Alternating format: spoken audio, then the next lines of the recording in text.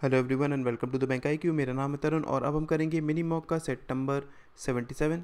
तो देखते हैं इसमें क्वेश्चंस क्या गिवन है। ओके, सो ये आपके पास फर्स्ट क्वेश्चन है। क्वेश्चन में क्या दिया हुआ है? The budget sessions begin on a stormy note as opposition members demanding a debate on the recent hate crime against Indians living in the USA। ठीक है, उसने बोला कि जो अभी का बजट सेशन है वो स्टार्ट हुआ किससे? एक स्टॉर्मी नोट से। क्यों? क्योंकि ऑपोजिशन के जो मेंबर्स हैं वो क्या चाहते हैं? एक डिबेट चाहते हैं किसके ऊपर? जो रिसेंट हेट क्राइम हुआ है अगेंस्ट इंडियंस इन USA। ठीक है, उसके बाद Congress blame the Modi government for remaining silent on the attacks against Indians in US। Okay, जो कांग्रेस है वो ब्लेम करती है मोदी गवर्नमेंट को, किस लिए? कि वो साइलेंट है अगेंस्ट द अटैक्स जो कि हो रहे हैं किसके खिलाफ? इंडियंस के खिलाफ USA में। ठीक है, in his reply Union Home Minister said that the government has taken a serious note, okay, and PM will reply in next week of Parliament session. Okay, उसने क्या बोला कि रिप्लाई में जो यूनियन होम मिनिस्टर है उन्होंने हमें ये बताया कि गवर्नमेंट ने इसका सीरियस नोट लिया हुआ है। ठीक है, और जो PM है वो अगले हफ्ते next week of the parliament session क्या करेंगे? रिप्लाई करेंगे। ठीक है, उसके बाद इन कुछ रिसेंट वीक्स में at least 2 Indians have been killed in incident of hate crimes in the US। Each attack involved a slogan go back to your country. Okay, America condemned it but it is not taking any steps to address the issue. So उसने आगे हमें यहाँ पर क्या बताया कि recent weeks में कम से कम 2 इंडियंस ऐसे हैं जो कि मारे गए हैं अगेंस्ट दी किसमें? हेट क्राइम में USA में। और हर एक अटैक के पीछे एक स्लोगन होता था क्या? कि go back to your country. Fine, America ने इसे कंडेम किया है, फिर भी ऐसा कोई स्टेप्स नहीं लिए इस इशू को और सॉल्व करने के लिए। ठीक है, उसके बाद देखिए यहाँ पर आपके पास क्वेश्चन क्या है? What may be the repercussions against recent attack on Indians in USA। Okay, उसने बोला कि इसके रिपरकशंस क्या होंगे? ठीक है, क्या हो सकते हैं after the recent attack on Indians in USA। ठीक है, सो पहला क्या है उसने बोला? There may be impact on Indian US trade policy. Okay, उसने बोला कि इंडिया और US की जो ट्रेड पॉलिसी है उसके पीछे क्या हो सकते हैं? इम्पैक्ट पड़ सकते हैं उस पर। ठीक है, हाँ, इसके होने के चांसेस हैं। फाइन, उसके बाद Indian government will course a US government. Okay, और उसने बोला कि इंडियन गवर्नमेंट क्या कर सकती है? वो फोर्स कर सकती है किसको? US गवर्नमेंट को क्या कराने के लिए? इस पर कुछ स्टेप लेने के लिए। हाँ, तो ये भी क्या रिपरकशंस हो सकते हैं। उसके बाद American government will give life imprisonment to accuse to make a set mark that America is against racism. Okay, और उसने बोला कि जो अमेरिकन गवर्नमेंट है वो लाइफ इम्प्रिजमेंट दे सकती है अक्यूज को टू मेक अ मार्क के अमेरिका अगेंस्ट है किसके? रेसिज्म के।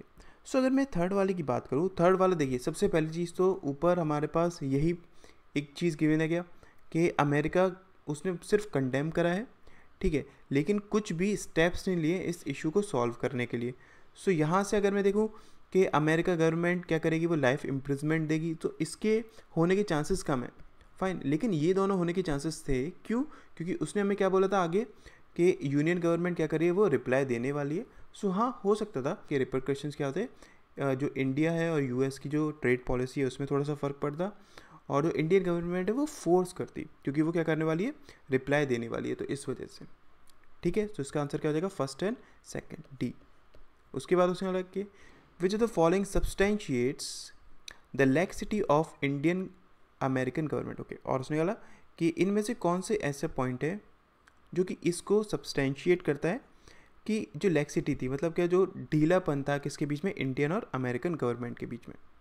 ठीक है, सो फर्स्ट उसने बोला कि Modi government has taken a serious note and ready to reply in next week of parliament session. So पहली चीज़ हमें क्या कहाँ से पता चल रहा था? तो देखिए, उसने बोला कि मोदी जो गवर्नमेंट है उसने सीरियस नोट लिया है, लेकिन वो रिप्लाई कब करेगी? Next week of the parliament session. ठीक है, सो यहाँ से हमें क्या पता चल रहा है कि वो जो इनका एक तरीके से इस इशू के अगेंस्ट क्या है, वो बहुत ज़्यादा सीरियसनेस नहीं है। क्योंकि अगर वो नेक्स्ट वीक रिप्लाई करने वाले इन दैट केस, इसका मतलब ये बहुत इसे हल्के में ले रहे हैं, ठीक है। सो हाँ, पहला वाला ऑप्शन आपके पास सही है, इससे हमें पता चल रहा है कि उनके बीच में इतना ज़्यादा सीरियसनेस नहीं है। उसके बाद condemning the attack but not taking any steps bye American government. हाँ, उसने क्या बोला कि यहाँ से भी हमें पता चलता है क्या कि जो अमेरिकन गवर्नमेंट है, ठीक है, वो इस इशू के अगेंस्ट बहुत ज़्यादा सीरियस नहीं है। क्यों? क्योंकि उसने क्या करा, सिर्फ कंडेम करा, कोई भी स्टेप नहीं लिए। तो यहाँ से हमें अमेरिकन गवर्नमेंट का पता चल रहा है कि वो बहुत ज़्यादा सीरियस नहीं है। उसके बाद still there is no action on racism, slogan go back to your country is spreading. Okay, और उसने यहाँ पर क्या बताया कि go back to your country, ये भी आपके पास क्या है, एक जो स्लोगन है वो हर जगह फैल रहा है। इसका मतलब यहाँ से भी पता चल रहा है कि जो गवर्नमेंट है वो बहुत ज़्यादा सीरियस नहीं है, क्योंकि अगर बहुत ज़्यादा सीरियस होती इन दैट केस इसके अगेंस्ट क्या होता है, कुछ ना कुछ स्टेप लिया जाता। तो इसका आंसर क्या हो जाएगा, ऑल थ्री ऑफ देम, ठीक है। नेक्स्ट क्वेश्चन देखते हैं, देखिए। ओके, नेक्स्ट क्वेश्चन क्या है, उसने हमसे बोला है a very large number of technically qualified young Indians are coming out of colleges every year, ठीक है, but there are not enough opportunities for them to get gainful employment. Okay, उसने बोला कि बहुत ज़्यादा number of technical qualified young Indians आ रहे हैं कॉलेजेस से हर साल, ठीक है, लेकिन यहाँ पर इतनी ज़्यादा अपॉर्चुनिटीज़ नहीं हैं, किस लिए, टू गेनफुल, जो कि गेनफुल हो किसके लिए, एम्प्लॉयमेंट के लिए, ठीक है। उसने हमें ये चीज़ बताई है। फाइन, अब आगे उसने क्वेश्चन में हमसे हो जाए कि which of the following contradicts the views expressed in the above statement. इन सब में से कौन सा ऐसा स्टेटमेंट है जो कि क्या करेगा, ऊपर वाले को कॉन्ट्रडिक्ट करेगा, ठीक है। फर्स्ट उसने बोला कि technically qualified person are for superiors to those with standard degrees like BA, BSc and BCom। उसने बोला कि जो टेक्निकली क्वालिफाइड पर्सन होते हैं वो सुपीरियर होते हैं किनसे, जिनके पास स्टैंडर्ड डिग्री होती है। सो क्या यहाँ पर ये किसी तरीके से इस स्टेटमेंट को कॉन्ट्रडिक्ट कर रहा है? नहीं कर रहा है, वो तो बस एक सिंपल हमें एक फैक्ट सा बता रहा है ना, कि टेक्निकली क्वालिफाइड जो पर्सन होते हैं वो सुपीरियर होते हैं किससे, स्टैंडर्ड डिग्री वाले से, ठीक है। बस सिंपल हमें वो ये चीज़ बता रहा है, इसको वो कॉन्ट्रडिक्ट नहीं कर रहा है। दूसरा उसने कहा the government has not done effective perspective planning for engaging technically qualified person while authorising the setting up of technical colleges. Okay, उसने कहा कि जो गवर्नमेंट है उसने इतनी ज़्यादा प्लानिंग नहीं करी है जो टेक्निकली क्वालिफाइड पर्सन है उनको एंगेज कराने के लिए while setting up the technical colleges. Technical colleges को जब उसने ऑथराइजेशन दिया तब तक गवर्नमेंट ने कोई ऐसा बहुत बड़ा प्लान नहीं करा था इतने बड़े जो टेक्निकली लोग क्वालिफाई होंगे उनको एंगेज कराने के लिए। सो यहाँ से भी अगर मैं देखूँ तो वो तो इसको हेल्प कर रहा है, जो स्टेटमेंट दिया हुआ है ना उसको वो हेल्प कर रहा है क्या, कि गवर्नमेंट की कमी की वजह से यहाँ पर इतना ज़्यादा हमारे पास एंगेजमेंट नहीं हो पा रहा है क्वालिफाइड पर्सनल का, ठीक है। ये क्या कर रहा है, ये तो इसको सपोर्ट कर रहा है, फाइन, उसको कॉन्ट्रडिक्ट नहीं कर रहा है। उसके बाद all huge gap exist between the level of competence of technically qualified graduates and requirement of the industry. उसने बोला कि ये सब क्या है, एक बहुत बड़ा गैप है किसके बीच में, जो लेवल है कॉम्पिटेंस ऑफ टेक्नीशियंस का, टेक्निकली क्वालिफाइड ग्रेजुएट्स का, और जो रिक्वायरमेंट है, मतलब क्या, जितने भी आपके पास क्वालिफाइड ग्रेजुएट्स निकलते हैं, ठीक है, सो उनके अंदर जो एक लेवल होना चाहिए, ठीक है, उसके बीच में और जो कंपनी को एक रिक्वायरमेंट है उसके बीच में बहुत ज़्यादा डिफरेंस है। तो इस वजह से भी ये भी क्या कर रहा है, इसको सपोर्ट कर रहा है एक तरीके से, है ना, स्टेटमेंट को क्या कर रहा है, सपोर्ट कर रहा है, तो इसलिए ये भी नहीं होगा। उसके बाद majority of the technical qualified person are migrating from India to developed country for better opportunities. यहाँ पर उसने कहा कि जो majority of technically qualified person है वो माइग्रेट कर रहे हैं इंडिया से डेवलप्ड कंट्रीज़ में फॉर बेटर अपॉर्चुनिटीज़। यहाँ पर ये इसको कॉन्ट्रडिक्ट कर रहा है, क्योंकि इसने यहाँ पर क्या बताया था कि जितने भी आपके टेक्निकली क्वालिफाइड यंग इंडियंस बाहर आ रहे हैं उनके पास they don't have enough opportunities, उनके पास अपॉर्चुनिटीज़ थी ही नहीं। उसने ये नहीं बताया कि इंडिया में नहीं है या बाहर नहीं है, ऐसा कोई उसने एक कंट्री का नाम तो नहीं दिया ना, उसने बस बोला क्या कि उनके पास अपॉर्चुनिटीज़ हैं ही नहीं। लेकिन यहाँ पर क्या बताया कि बेटर अपॉर्चुनिटीज़ के लिए वो बाहर जा रहे हैं। इसका मतलब क्या, ये इसको कॉन्ट्रडिक्ट कर रहा है ना, क्या, क्योंकि यहाँ से हमें पता चला कि अपॉर्चुनिटीज़ तो हैं, ठीक है। तो इस वजह से इसका राइट आंसर क्या हो जाएगा, fourth one is the right answer, ठीक है। नेक्स्ट क्वेश्चन देखते हैं, देखिए। ओके, नेक्स्ट क्वेश्चन यहाँ पर देखिए, उसने हमें क्या बताया कि एट द रेट किसके लिए यूज़ है, वो मिनट हैंड और हार हैंड 8 के लिए यूज़ है, ठीक है।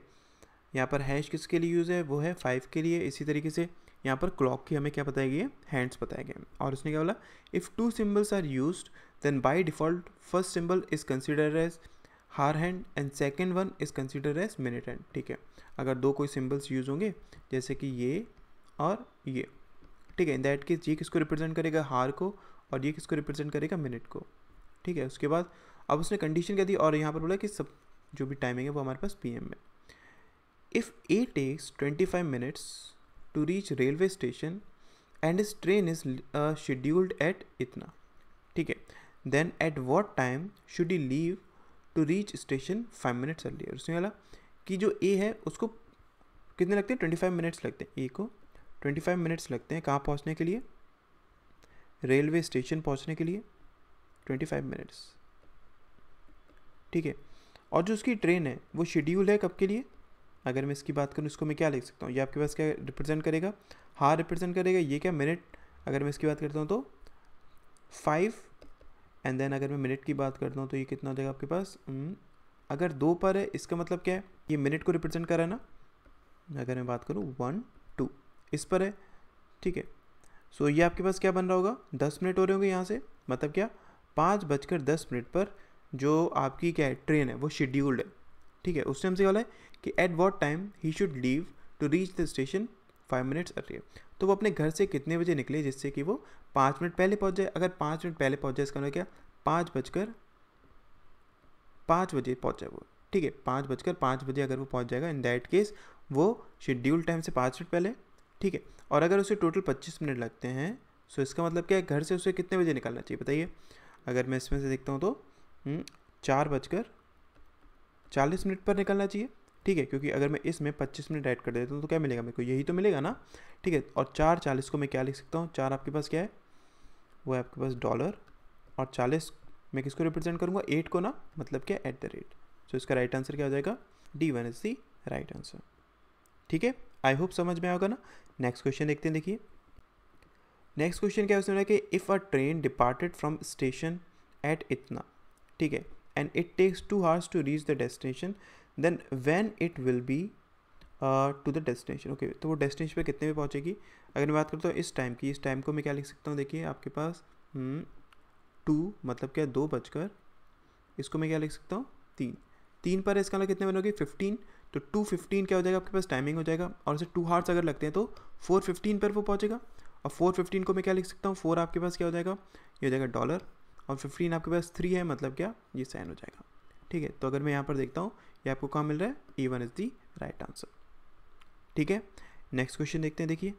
ओके, नेक्स्ट क्वेश्चन क्या है, देखिए उसने बोला है a person has to catch a train that is scheduled at इतना, ओके। एक पर्सन को ट्रेन पकड़नी है, ठीक है, जो कि कितने बजे शेड्यूल है। इस टाइमिंग को मैं क्या लिख सकता हूँ 8, एंड देन ये किसको रिप्रेजेंट कर रहा है 12, तो मतलब करेक्ट 8 बजे, ठीक है।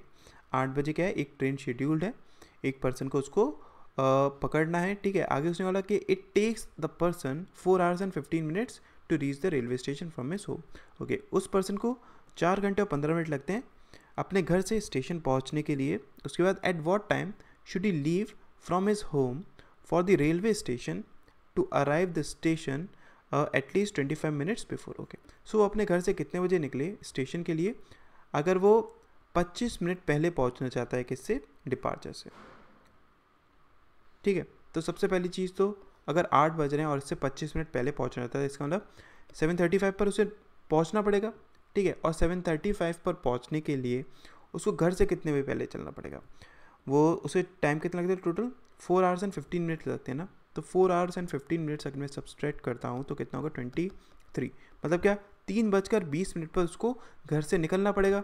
3 को मैं क्या बोल सकता हूँ, ई साइन, ठीक है। और इसको मैं क्या बोल सकता हूँ 20 है आपके पास, इसका मतलब 4 पर आपकी क्या होगी, सुई होगी, ठीक है। सो ये आपके पास क्या हो जाएगा, सॉरी 4 को मैं क्या बोलता हूँ डॉलर। सो इसका राइट आंसर क्या हो जाएगा, देखिए B1 is the right answer, ठीक है। सो आई होप आज जितने हमने क्वेश्चंस किए वो आपको समझ में आए होंगे। Thank you so much.